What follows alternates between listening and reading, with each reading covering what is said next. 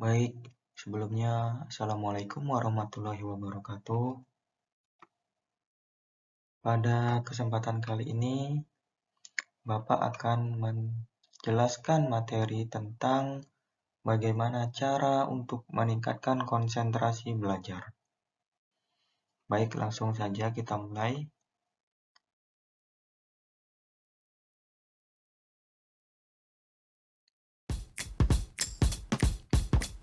Meningkatkan konsentrasi dalam belajar.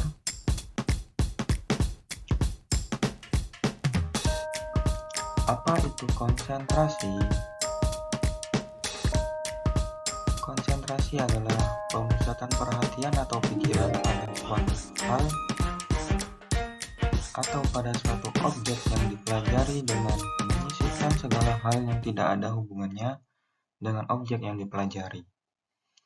Jadi di sini konsentrasi itu sama halnya dengan kita dalam keadaan khusyuk. Kemudian apa saja manfaat konsentrasi dalam belajar? Oke, manfaat yang kita peroleh yaitu siswa akan lebih mudah dan cepat menguasai materi. Suasana belajar menjadi semakin kondusif, menambah semangat motivasi bagi siswa untuk lebih aktif beraktivitas dalam belajar, dan yang terakhir yaitu memudahkan guru dalam melaksanakan proses pembelajaran. Apa penyebabnya kurangnya konsentrasi dalam belajar? Pertama, yaitu lemahnya minat dan motivasi pada pelajaran, perasaan gelisah, tertekan, marah, khawatir, takut, benci, dan dendam, bersifat pasif, kondisi kesehatan yang kurang sehat, dan suasana lingkungan belajar yang mungkin berisik atau berantakan.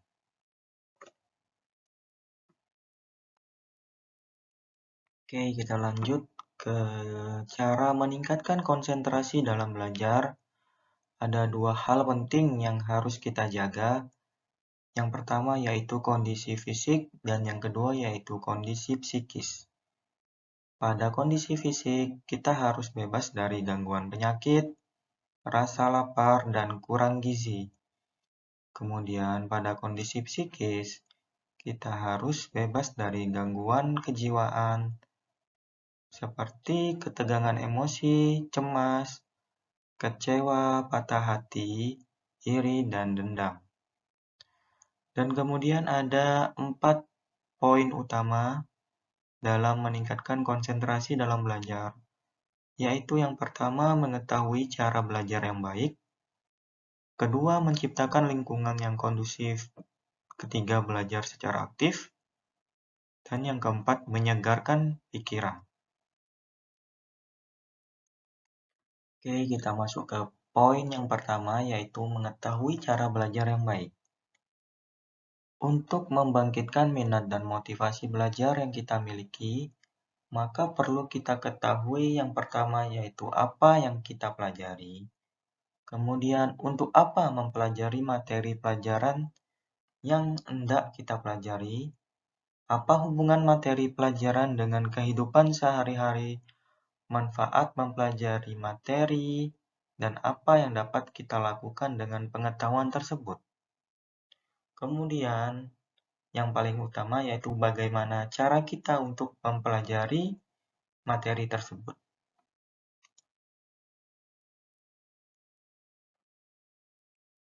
Oke, kemudian poin yang kedua yaitu lingkungan yang kondusif atau lingkungan yang nyaman.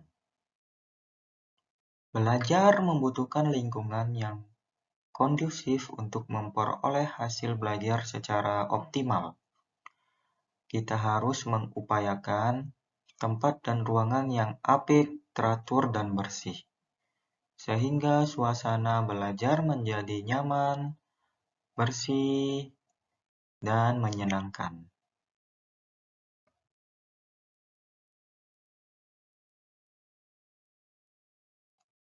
Ketiga, belajar secara aktif. Jika kita sulit berkonsentrasi belajar di sekolah, atau sulit mengerti apa yang dijelaskan oleh guru, maka kita harus dapat mengembangkan pola belajar secara aktif. Kita harus aktif belajar dan berani mengungkapkan ketidaktahuan pada guru atau teman. Buang jauh-jauh rasa sungkan, rasa malu, dan rasa takut kepada guru. Guru tidak akan memberi hukuman pada kita yang proaktif dalam belajar di sekolah.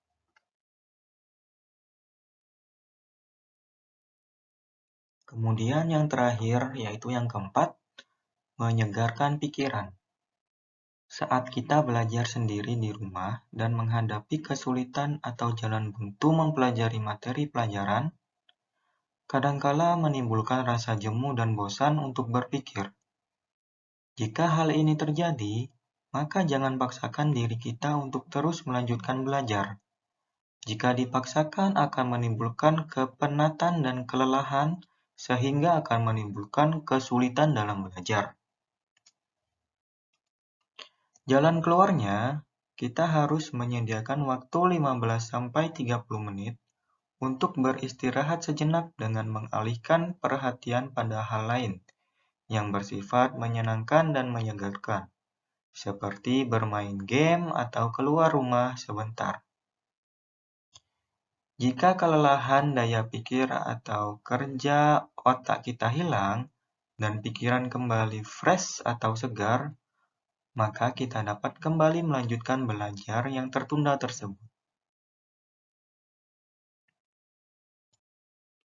Baik, demikianlah materi kita pada hari ini. Terima kasih, sampai jumpa di materi selanjutnya. Wassalamualaikum warahmatullahi wabarakatuh.